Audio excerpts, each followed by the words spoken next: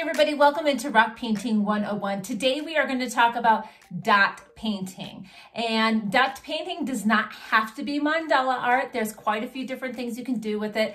We are going to touch on a few different things through this video. We're going to start with talking about dotting tools. We're going to talk about paint consistency and then some design options for you. So if at any time in the video, if you're looking for one of those nuggets, you can skip forward to the section below that you would like to see. Otherwise, let's get started.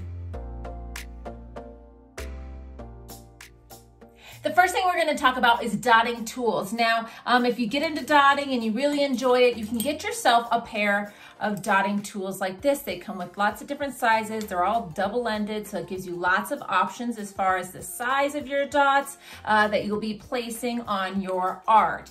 However, if you're brand new and you're not sure if this is something that you really are going to get into or not, there are lots of things around your home that you can use for dotting tools. Now, if you are a painter by trade or by hobby, you most likely have paintbrushes around your house. The ends of your paintbrushes are going to allow you a lot of different sizes. You can use those for dotting. Another thing you can use are pencil erasers. Now, if you have a brand new pencil, it gives you a really good large size dot. And then you can actually take a pencil sharpener and sharpen your eraser end. Let's bring this in here, see if it can focus. We're going to sharpen our eraser end like so. And it will actually give you a smaller size dot. See how it's doing that? So you can't shove it in too far. Just got to put it just enough that you can get an angle on that eraser. And you sharpen your eraser. You'll end up with a smaller size dot. Then you can also use pencil end for even smaller dots. Other things around the house, bobby pins, nails, like literally anything that comes to a point can be used as a dotting tool. The next thing we're going to talk about is paint consistency. You can buy lots of different styles of acrylic paints in the store, and they don't all work the same, especially when it comes to laying down your dots. So I'm going to switch camera angles here and show you kind of how they look when they first come out of the bottle, how to adjust them so that you can start placing your dots properly. Now, most of your paints that come in these containers are going to be a decent consistency right out the gate. So I often will work right in the lid of these containers. So you want to load up your dotting tool. See the best way I can show you guys this. Right into that big blob of paint, and you want it almost like the paint is hanging off of your dotting tool. See how we got this little droop happening here? That way when you go to place it, you're actually placing that drop down to your paper, and you don't actually touch your dotting tool, and then you leave that nice little dot. Now you can create more than one dot off that same little bit of paint, but they're going to get smaller and smaller. Okay, so this paint is pretty much ready to go right from the bottle. The tube style paints are going to be a little bit thicker when you purchase them, which is going to cause a problem when it comes to placing dots, and we're going to show you why here. So I'm going to get just a little dollop of paint here.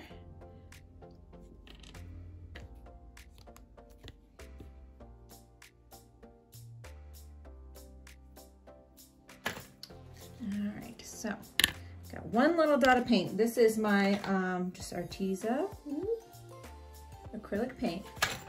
And I'll show you right off the bat what happens if you use this paint straight out of the bottle. You can load it up onto your dotting tool, but see right there, see how it makes a peak even when you're just pulling it up? That's gonna leave that same kind of mark when you place your dots down on your project. See how it leaves those little points? That is not what you want when you're doing your dots. So all you need to do is add the smallest bit of water to your paint. I'm just gonna add, I mean, we're talking very minimal. You can always add more. You can't take it back out. So I'm just gonna add, this is not very much paint. I'm gonna just do 2 little drops of water there. I'm just gonna take this tool and just kind of stir it in there.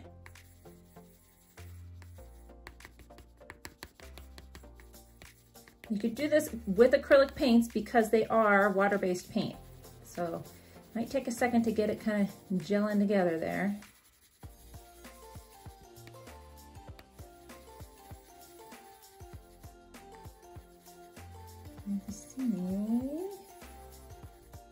Still have a little bit of a peak happening. So see when I lift my paint or my dotting tool out, it still leaves a little bit of a peak there. So we know we need just a smidge more water.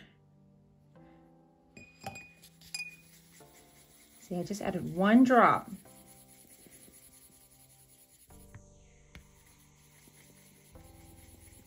All right, so see now when we pull up, we're not left with that peak, it kind of settles back in. All right, so we'll go back and grab that same dotting tool, load that paint up on our dotting tool. We'll put it right next to this other one. See how it settles in? Just like that. And I'll get you a little bit closer here at the end. You can compare them. Now you're gonna have the same thing happening with any of the tube paints that you get. They're usually just a little bit thicker. So I'm gonna take you out of here.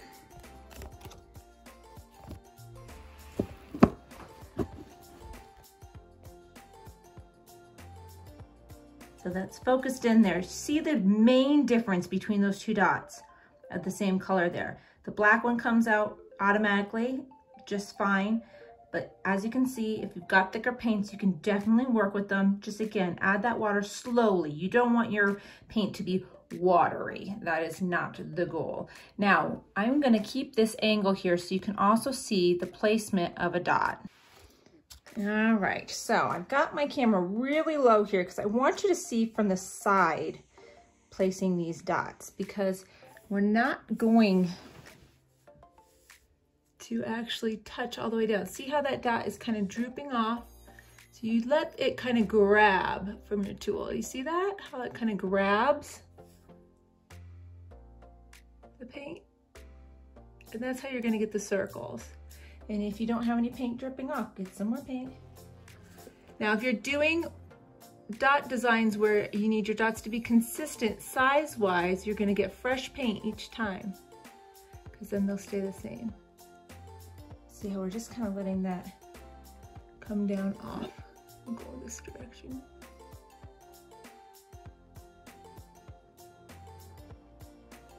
So you know, a lot of people have issues with their dots aren't like circles. If your dot's not a circle, it's because you're possibly pressing, and I'll do a couple. If you take and you actually press all the way down to the paper, and you'll see that dot. We'll compare them here in just a second. I'll do a couple more like that, where if you actually take and press all the way down to the paper, okay? And then also when you're loading your paint, if you don't have enough paint on your dotting tool, it won't leave a very good dot. So I'm gonna put all my dots, see how you can hear me touching the table. So I know you can kind of see they're a little wonky from the side angle here, but I'm gonna lift you up so you can see overhead, and then we're gonna start talking designs. So as you can see, these are the ones that we placed where we were letting the paint kind of pull off. And then here on the left-hand side, these are the ones where we were touching. See how they leave kind of an oval shape. The paint can kind of bulge off to one side over another. So just make sure you consistently have your dotting tool, whatever it may be, nice and loaded up so that that paint is kind of coming down off of your dotting tool. So we've talked dotting tools and paints, and now it's time to talk about designs. Now I know if you're in the rock painting community or even the painting community in general, when you hear about dot painting, a lot of people do dotted mandalas. And these are gorgeous and beautiful. I'm gonna show a few examples over here on the side of guest posts that we have on our website, because I am not experienced enough to say that I can teach others how to do really good dot mandalas as an instructor. So we've had a few guest posts. One is more of how to lay out your mandala, and then another one here, this one is actually brush painting and just techniques on how to improve your mandala painting experience. Now I have done a mandala on here. It is on the page. I'll link to it above. It is for beginners by a beginner. I kind of touch on just building. It's my second mandala and I just happened to record it to share with you all on the channel. But there are a lot of other designs that you can create using your dotting tools and these dotting methods where you can really practice placing your dots, getting the consistency right, getting the shapes right without having this mandala pattern to try to follow or to keep those dots perfect for such a big design. So I'm gonna start sharing some photos here over on the side of some designs that we have on the channel. I will link to all of these videos down below. We have a playlist for designs we've used our dotting tools for you to try out. And some of these are just, like I said, they're really great for you to practice your technique as far as dot painting. And then once you really get that down, then you can dive into the mandalas and all sorts of amazing designs.